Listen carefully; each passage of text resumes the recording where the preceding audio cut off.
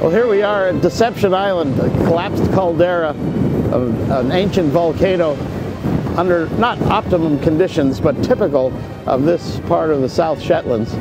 Lots of stormy weather.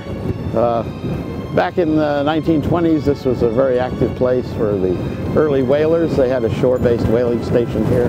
And as you look around, you can see a lot of the remnants from that. Some of the water boats that were used to haul fresh water out to the ships, and the tanks where they stored whale oil and later fuel for their ships. And there's also an old British base here that was established just before the Second World War.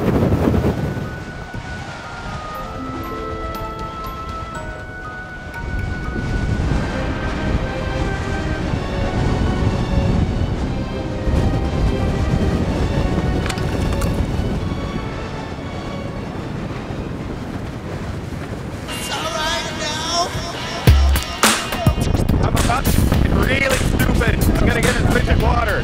I can't believe we're doing this, but we're in Antarctica, so we have to go.